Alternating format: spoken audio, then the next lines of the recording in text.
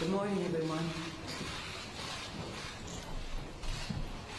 On this solemn day, I recall that the first order of business for members of Congress is the solemn act to take an oath to protect and defend the Constitution of the United States. There's great respect and gratitude that I thank the chairs of the committees, the 6 committees that have been working to help us honor our oath of office.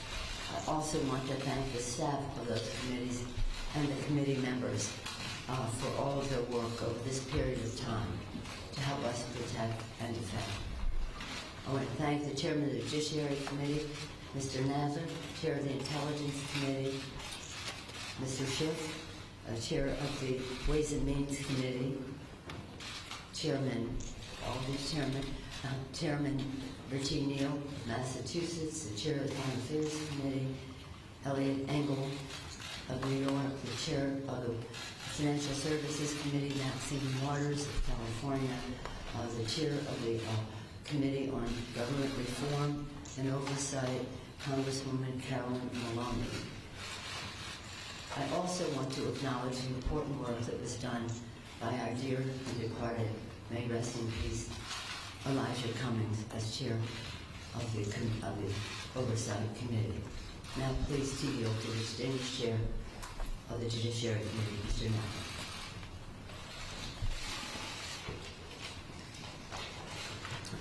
Thank you, Madam Speaker.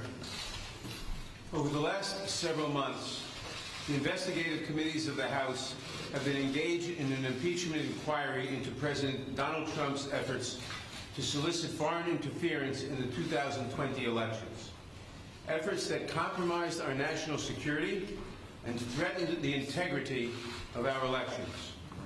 Throughout this inquiry, he has attempted to conceal the evidence from Congress and from the American people. Our president holds the ultimate public trust. When he betrays that trust and puts himself before country, he endangers the Constitution, he endangers our democracy, and he endangers our national security. The framers of the Constitution prescribed a clear remedy for presidents who so violate their oath of office. That is the power of impeachment. Today, in service to our duty to the Constitution and to our country, the House Committee on the Judiciary is introducing 2 articles of impeachment charging the President of the United States, Donald J. Trump, with committing high crimes and misdemeanors. The first article is for abuse of power. It is an impeachable offense for the President to exercise the powers of his public office to obtain an improper personal benefit while ignoring or injuring the national interest. That is exactly what President Trump did when he solicited and pressured Ukraine to interfere in our 2020 presidential election, thus damaging our national security, undermining the integrity of the next election, and violating his oath to the American people. These actions, moreover, are consistent with President Trump's previous invitations of foreign interference in our 2016 presidential election. And when he was caught, when the House investigated and opened an impeachment inquiry, President Trump engaged in unprecedented, categorical, and indiscriminate defiance of the impeachment inquiry. This gives rise to the second article of impeachment for obstruction of Congress. Here, too, we see a familiar pattern in President Trump's misconduct. A president who declares himself above accountability, above the American people, and above Congress's power of impeachment, which is meant to protect against threats to our democratic institutions, is a president who sees himself as above the law. We must be clear. No one, not even the president, is above the law. I want to recognize the great contributions of the investigative chairs, particularly Intelligence Committee Chairman Adam Schiff, Foreign Affairs Chairman Elliot Engel, Committee on Oversight and Reform's former chairman, the late Elijah Cummings, and its new chairwoman, Carolyn Maloney, Financial Services Chairwoman Maxine Waters, and Ways and Means Chairman Richard Neal, who helped lay the foundation for the articles we are introducing today. I also want to thank my Judiciary Committee colleagues who were critical in our work to hold the President accountable and in the drafting of these articles. Later this week, the Judiciary Committee will meet to consider these articles of impeachment and to make a recommendation to the full House of Representatives. We do not take this action lightly, but we have taken an oath to defend the Constitution. And unlike President Trump, we understand that our duty first and foremost is to protect the Constitution and to protect the interests of the American people. That is why we must take this solemn step today. Elections are the cornerstone of democracy and are foundational to the rule of law. But the integrity of our next election is at risk from a president who has already sought foreign interference in the 2016 and 2020 elections and who consistently puts himself above country. That is why we must act now. I want to turn now to Chairman Schiff, who will explain the evidence that supports these articles and the need for us to act with such urgency today.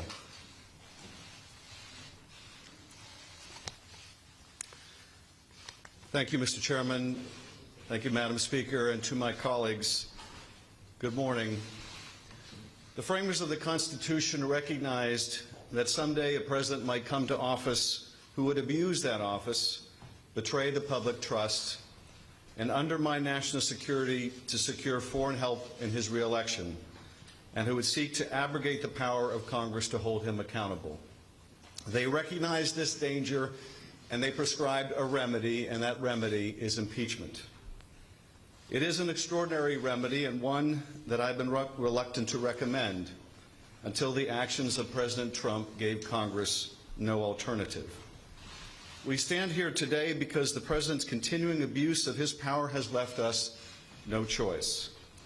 To do nothing would make ourselves complicit in the President's abuse of his high office, the public trust, and our national security.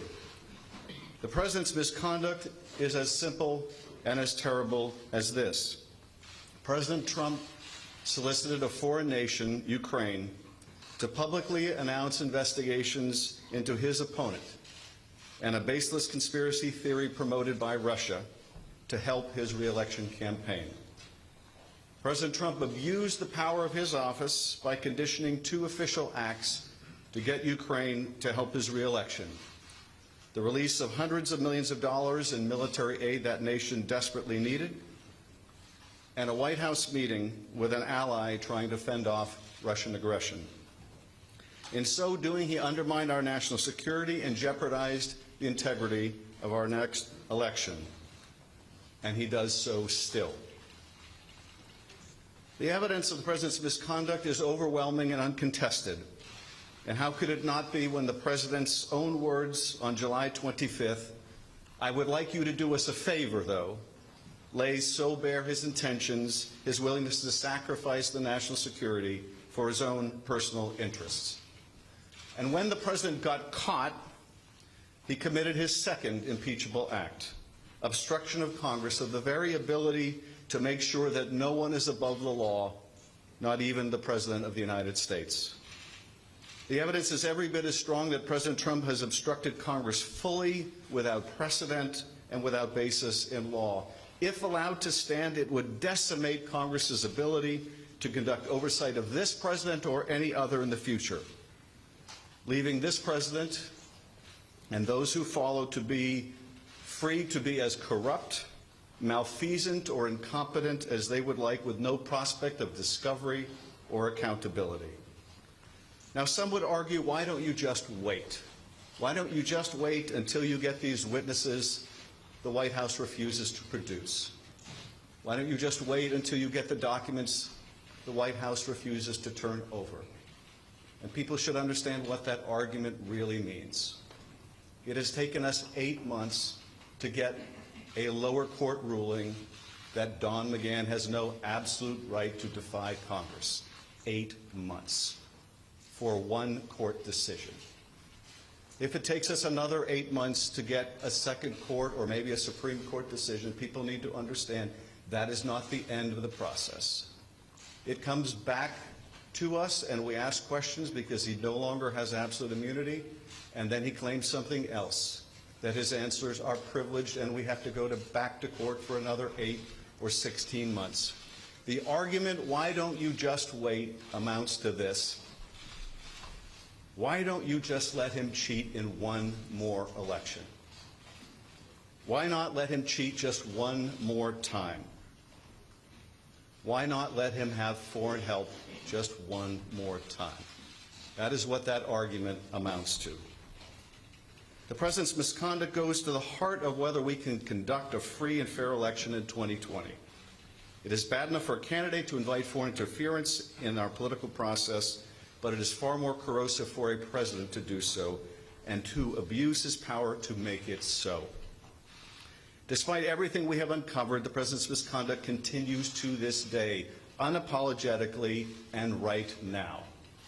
As we saw when he stood on the White House lawn and he was asked, what did you want in that July 25th call? And he said the answer was a simple one. And not just a simple one on July 25th, but a simple one today, and that is he still wants Ukraine to interfere in our election to help his campaign.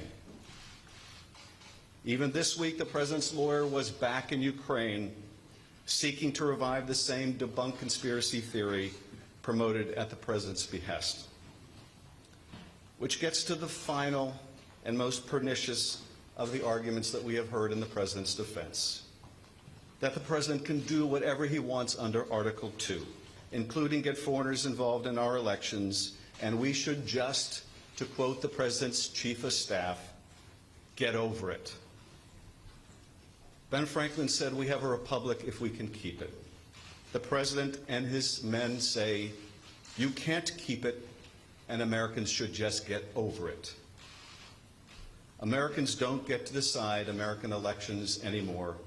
Not by themselves, not without foreign help. For the members of Congress, this is not a question of fact because the facts are not seriously contested. It is rather a question of duty. The President's oath of office appears to mean very little to him, but the articles put forward today will give us a chance to show that we will defend the Constitution and that our oath means something to us. I thank you, Mr. Chairman.